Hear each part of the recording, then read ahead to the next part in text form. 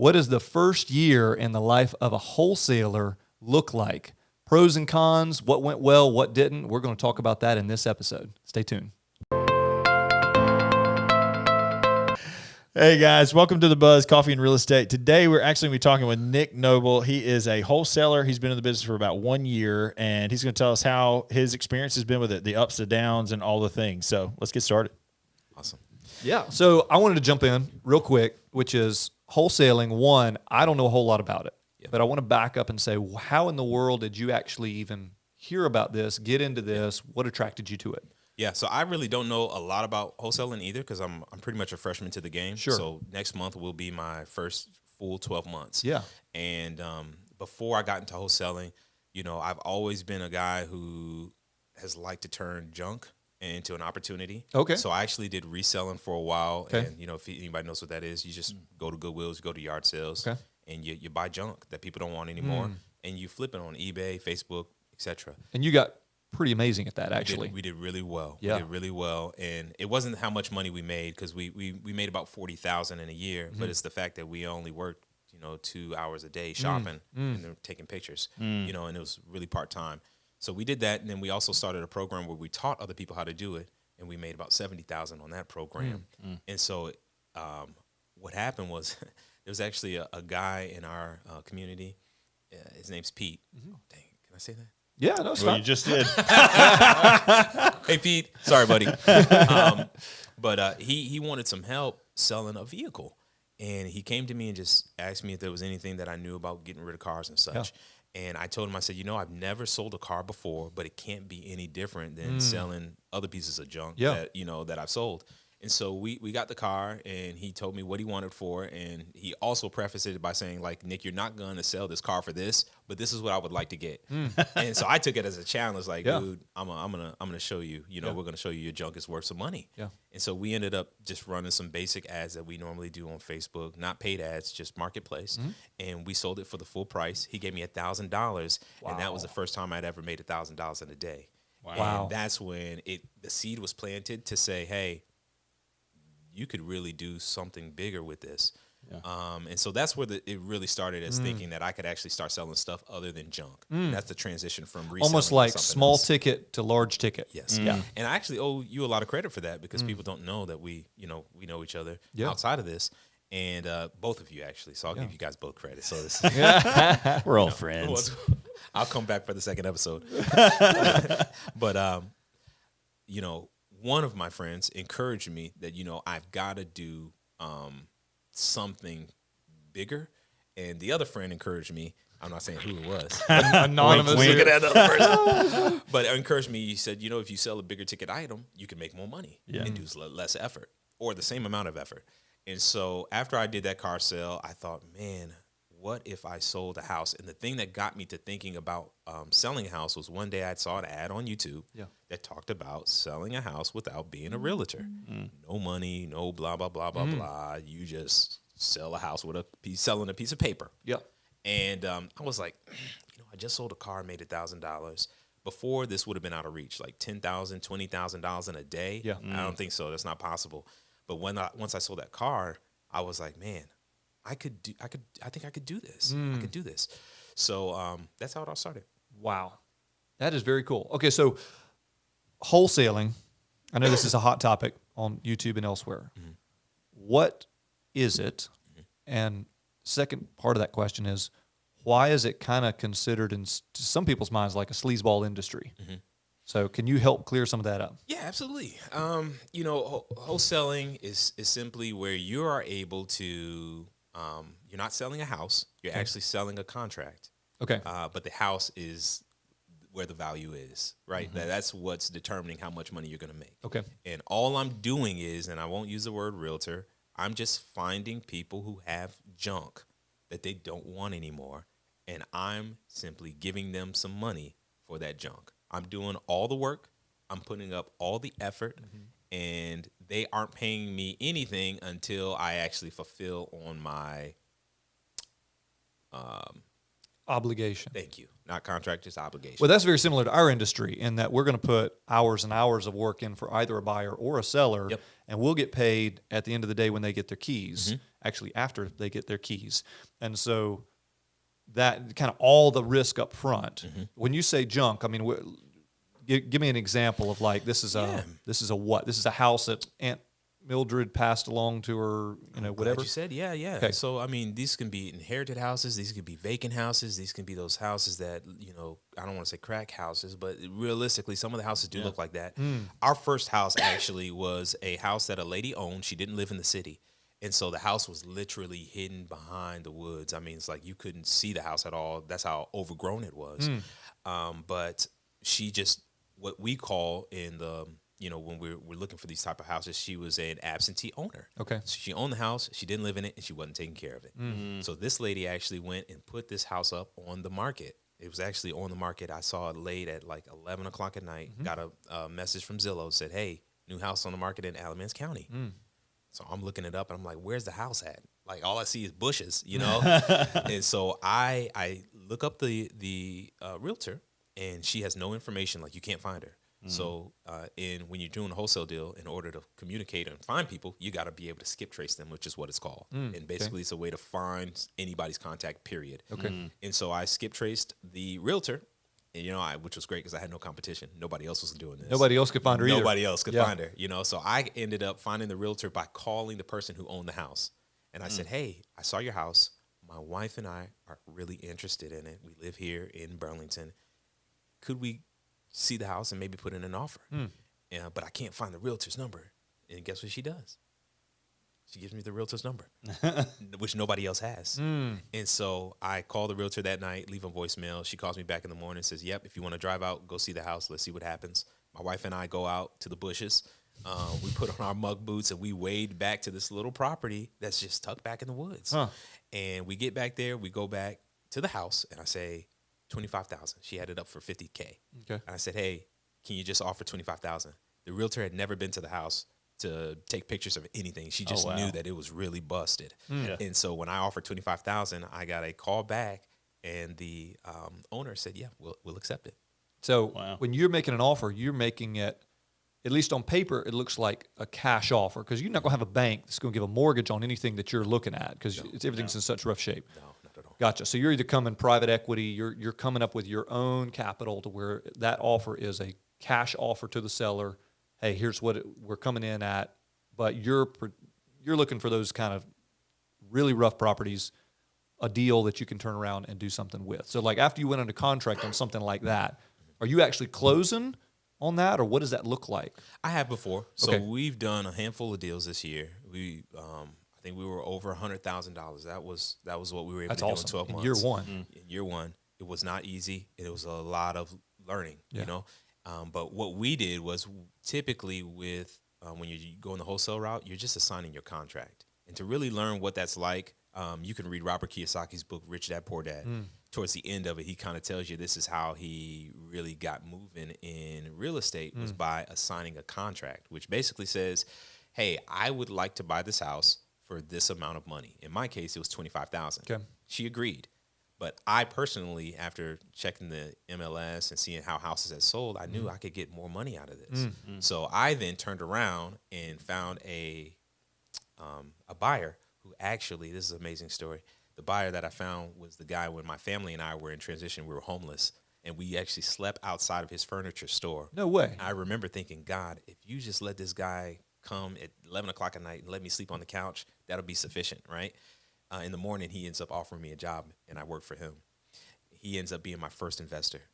Really? Yeah, I did a Facebook ad. Wait a He minute. You found slept me. behind his furniture store. Then he offered you a job. Yes. That was That was years in the ago. past. That was back Years in the day. Yeah, almost. And then he 5 ends years up ago. purchasing. He's my first buyer.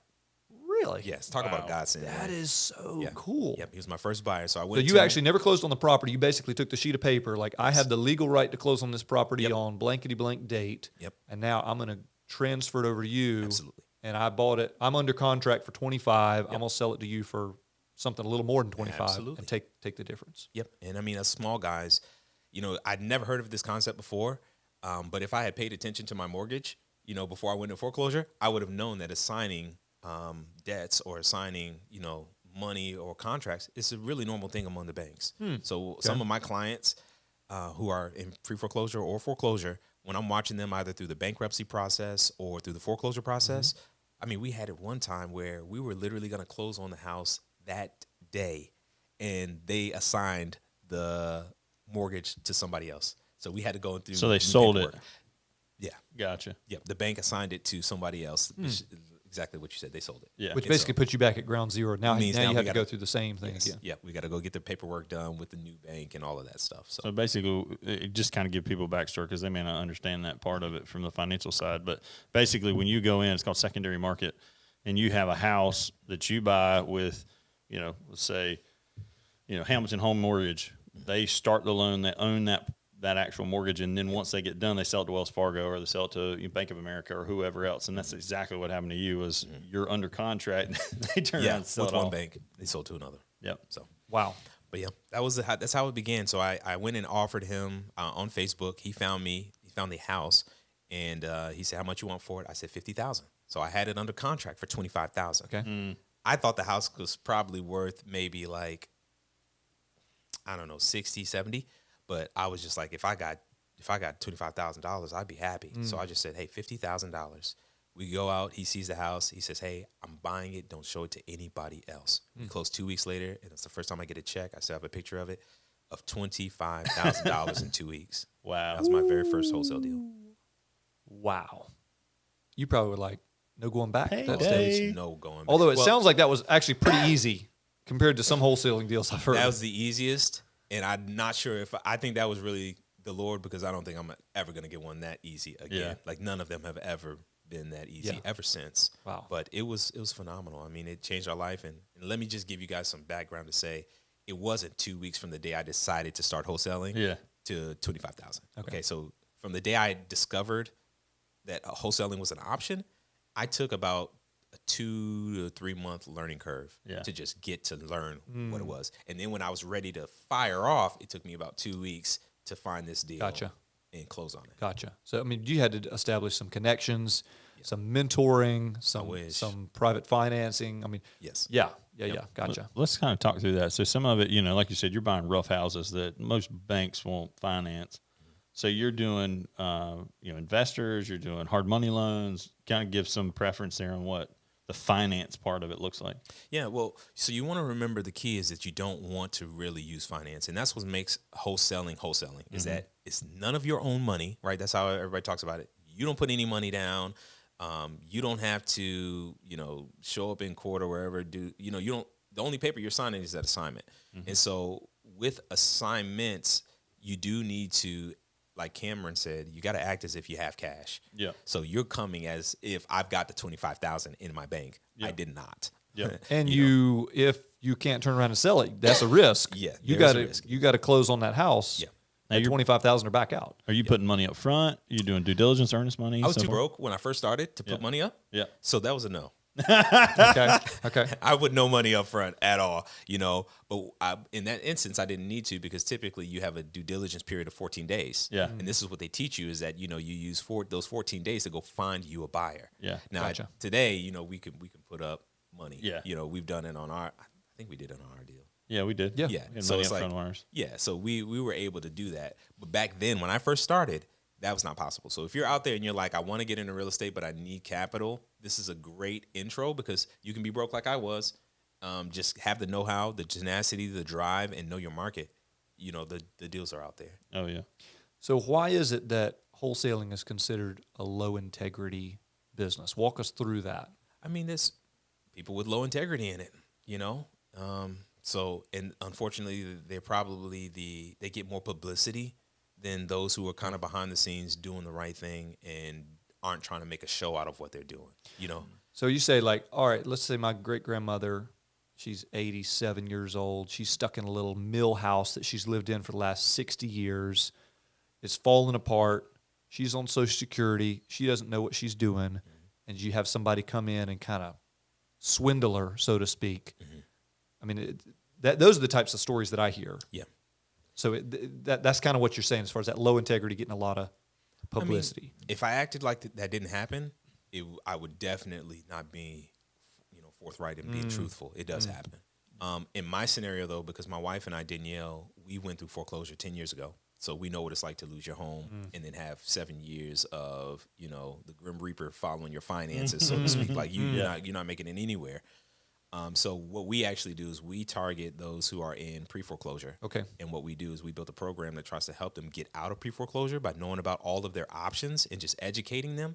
And then there's maybe out of 1,000 people that we help, one person is like, I don't want anything to do with my house. What do you want to do? And so that's really how we found our niche to say, hey, I want to do this, but I'm not the kind of person that I can't hear no for 30 days in a row and keep going at anything. Like, that's just not my character. That's not, to me, I feel like a failure. So what we did was every day we get people that we help, 1 to 2 people a day who just need help. And it may just to know that they have options. Some people, we have to walk them through the process of how to deal with that, connect them with their banks and teach them what to say. So we do that every day. And maybe one person out of the month we get to convert. So you're educating. We are. Which means you're able to bring value to people, Yep. which is so cool to me, because it's one thing, like, Josh and I have talked about so many times, hey, I'm going to call all my friends and I'm going to say, like, hey, would you let me sell your house so I can make a bunch of money so I can feed my family? Right. Like, that's not going to There's fly. no right? value there. Yeah, I mean, Just my value. yeah, right. 30 days later, you have no friends. Yeah. Or it's, okay, how can I freely, generously give my expertise, my time, my energy to love on people around me with things they actually want. Yep. That's completely no strings attached, no obligation. Yep. And then in that process, I'm going to find people naturally that say, oh, wait a minute, you sell houses? Oh, I've been wanting to sell. Yep. So it sounds like that's kind of the business model that you guys have set up. We had to, because if you're going to wholesale, you have to understand you're up against a wave of skepticism. Nobody thinks that you're out there with good intentions. Yeah. So when we started, I told my wife, don't call me a wholesaler. Call me an investor. Gotcha. And my goal was because I did not want to be associated as somebody that's trying to snatch your house. Yeah. Yeah. But we have a saying in our company that we make an impact before we make an income. But the greater the impact, the greater the income. And so our impact has been, like you said, to really help these people. I mean, we just spoke with a lady. Her name is Gwendolyn, and she lives out in Raleigh. Came into us, 66-year-old lady. Husband died, left her the house, and she was getting ready to go into foreclosure. She had gotten the papers, and she was like, I don't know what I'm going to do. The sheriff dropped the papers off on her doorstep, and this lady's crying on the phone with me. I'm the first line of contact. And I said, well, listen. She found you, or you just happened to come across her? Well, technically, I found her. Okay. And then she ended up calling me Okay, and reaching gotcha. out. So she calls you back. She's in tears. Yeah, she's in tears after she tells me what's going on. And I tell her, I said, well, listen, I'm going to connect you with my wife. She's our, we call them advocates. And so they just advocate for you. They tell you what to do. Sometimes we'll call them, like I said, we'll call the banks with them. We'll call their lenders with them to discuss their options. And so I said, she'll reach out to you and she'll let you know what kind of options we can have. And at the end of the day, she's like, because we just gave her hope. Yeah. Right. It wasn't just like Right. I'm buying your house. If you can't pay it, don't worry. I'll buy it from you. So Right. at least you're not in foreclosure. Right. I mean, this is my grandma. Yeah. Who's crying on the phone Yeah. because my grandpa has died, Yeah. and now she has no way of learning how to keep her home. Long story short, she worked with Denny for a week. She ended up applying for a loan modification and stopped her pre-foreclosure. Wow. She was able to stay in her house. She was able to stay in her house. Now she'll still have to make the payments, obviously, Sure. with the loan modification. But even after that, there are other options too. And that's why I love the opportunity that wholesaling is given, because it's not just about money, but there is a ministry in there. But you're always dealing with people that are in a rough situation. Yeah. Constantly Every they time. need help, and it's like what Jesus said. It says he looked out on the crowd, he saw them, sheep without a shepherd, and he had compassion on them, And so that's, for me, if it wasn't for that facet of our business making an impact, I would not, within myself, I wouldn't be able to do it. And if I did, I would very quickly turn into the dark side, Yeah. Because it's like, it's just about money. Right. It's just about taking advantage of people. You just become jaded. That's it. Yeah. You Next numb. sob story. Yep. Yeah. And that's not what wholesaling should be, but it is what it has become for the majority of those who Sure. are doing it and getting popularity in doing it. Well, I mean, it's like, I remember we had a deal we were working together on, and, there's been so many, I mean, we get calls all the time from wholesalers like, oh yeah, we got this. Would you like to buy it? And they won't even give you the address. It's Right. super sketchy. I'm like, everything you're doing right now sounds wrong. Yep. And so when I had that call from that client, I was like, well, we know a wholesaler. We trust him. That's a big deal. Yep. Right. I said, because He we walks know him. with Jesus. That's right. Homeschool dad of 5. Like he's a Yes. real person. That's find right. me. Yep. And so we reached out to you and we're like, hey, this is the situation. And you ran with it and, and did what you needed to do. But at the same time, we gave them the options, and we told them, we're like, hey, we could list this and it might sell for more. We can go the wholesale route and you're probably going to sell it for less, but somebody's probably going to make a little bit more, you know? So it was very communicated to that client, but at the same time, it gave them the ability to make a decision based on their circumstance. For them, it was more a family dynamic and not being, bum rushed every other 10 minutes for a showing. So you were able to do that in a 1 day or a 2 day kind of scenario. So it worked out. But I think that's the real beauty of it, that it really, at the end of the day, it's just a form of real estate investing. That's all it is, a form of real estate transaction. That's all it is, And so when we came together and got that deal underway, it was so nice because she had the credibility. I had credibility already built up because you guys are realtors. And she's like, nobody's really, I know from your end, there's good and bad realtors, but as a whole, people just don't want to deal with realtors because they just feel like you're just going to take my house or you're in it for you. But the reality, there's credibility there. That's right.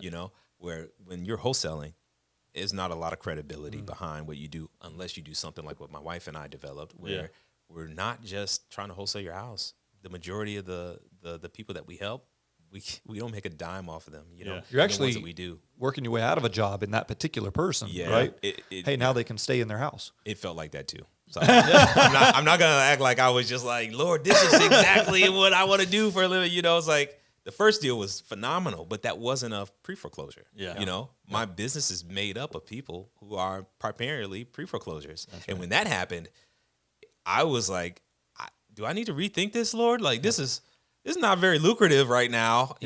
I'm hearing I'm making a lot of impact, but I'm not getting paid anything.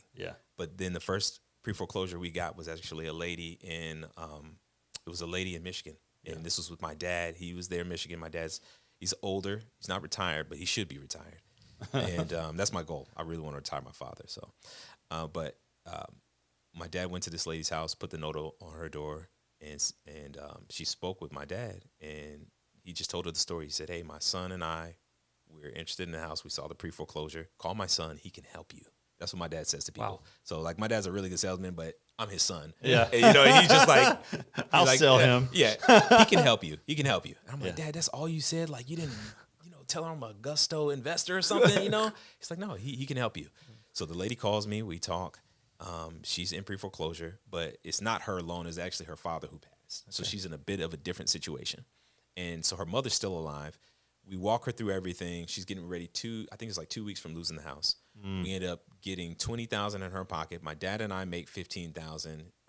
She has no foreclosure on her record, but the best part is we actually ended up walking with her to find a new place before she had to be out of her old place. Oh, wow. And so that's a service that also we endeavor to do. We're not always successful, but in this instance, she went from literally her, and it's her mother, her husband, and 2 children all living in one house, about to be on the street in a few weeks, to us being able to get the house, sell the house, put cash in their pocket, and help them find a new place to live, right? And I mean, that's the stuff that when I realized that, I was like, okay, this is what I'm aiming for. These are the Marias of my contacts. These are the people that I want to use wholesaling to make an impact on and make an income, because in that one, it was both, and it was a wonderful thing. So, Nick, one of the cool things that what I'm hearing from you is it sounds like that you guys are able to really minister. The Bible talks about like the least of these. To the degree that you've done this to the least of these, you've done it to me. And Jesus is talking about, giving a piece of bread or helping clothe someone, and that really sounds a lot like what you guys are actually doing. I mean, you're helping someone save their house, which you have to be walking in integrity to be able to do it, because you're actually pushing business away in a way. That's right. But really, the long term is you're building this unique platform of trust. Yep. And as you build trust, all of a sudden people say, oh, well, great, you helped me save my house, but I need this. Or, there's just ways that comes back to you. Yeah. And it sounds like, with you guys being able to do $100,000 in year one. That's, Yeah. it's obviously worked well for you. Yeah, and I would say too, Cam, if anybody was to really ask me the value that I have from doing that, it's really that I maintain my integrity more than anything. Because, the time when I'm the most susceptible to do things that I shouldn't is normally when I'm not able to take care of my responsibilities as a husband, just being honest. If we were to be 100% honest, when I can't pay the bills, I'm not going to rob a bank, but I might say, hey, you need to sell me this house because it's your best option. Yeah. And that's just like robbing. That's robbing somebody's bank. Yeah. Well, I mean, we deal with the same exact. It's commission based, right? It's like, oh man, I really need this deal to close like yesterday, so I can pay this bill. Yeah, we actually ran a whole podcast talking about all the reasons why it's illegitimate to move, and all the reasons why not to. Right? Yeah. So like, hey, let's help you stay in your house because there's certain reasons that are not a good reason to sell your house. That's very true. And so if you actually can walk in integrity like that, you and Danielle really that puts you guys in a whole separate ball game. You're now not even competing with the sleazeball manipulator out there. Yep. You're now in a place of service. And that's just really exciting. It's really exciting to be able to partner with you on that because now you're offering a unique place. We look at houses sometimes, we're like, I don't want to list that. Like, I've sent you houses like, hey, you guys want to think about this one? I forget the one in Charlotte. Oh, yeah. It's like, it comes with problems. yeah, like drone footage will not make it look better. Did you see all that stuff in the yard? Yeah. So it's a very unique place where we talk with people all the time. They're inheriting something. They had something fell apart. Maybe there was damage to the house or whatever. And for us to have somebody that we can actually trust, hey, this guy specializes in this. He's been very successful, but it's not just him trying to take your house. Right. Like let him walk you through your options.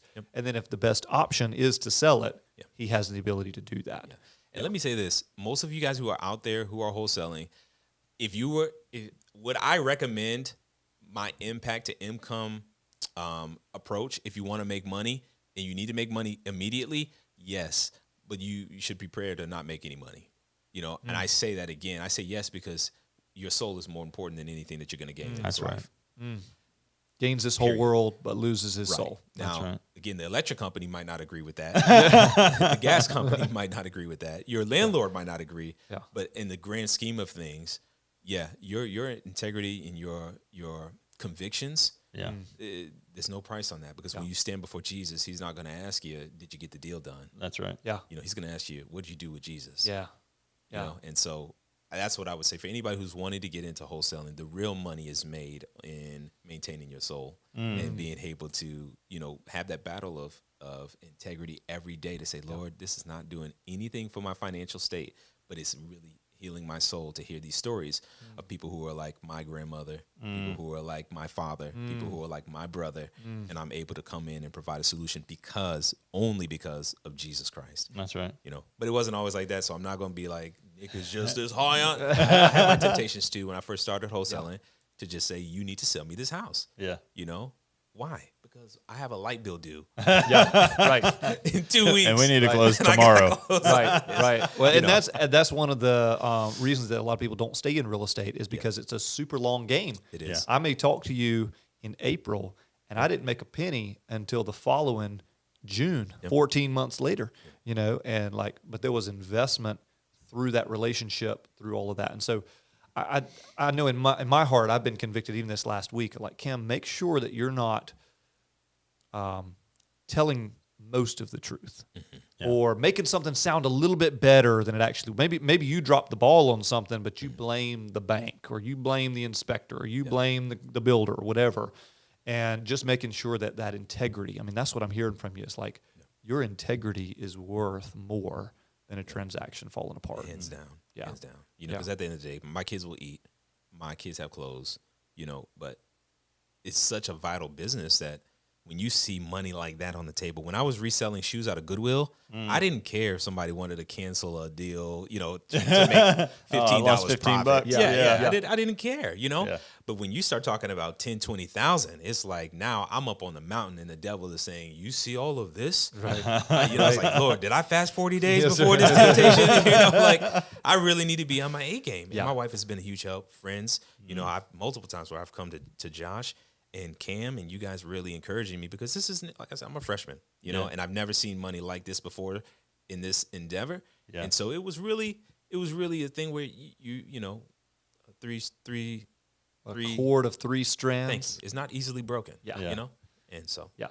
No, that's awesome. love Well, I think that about wraps it up. cool. And thanks so much for tuning in.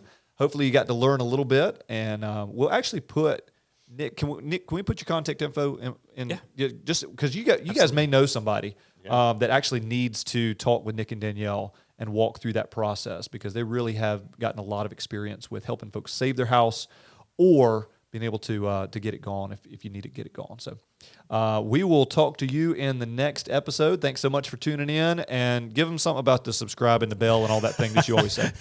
Yeah, guys, if you really have enjoyed this video, go ahead and like it, share it with somebody who may need this information, and give us a call if you need any help. We'd love to help you. All right. See ya. See ya.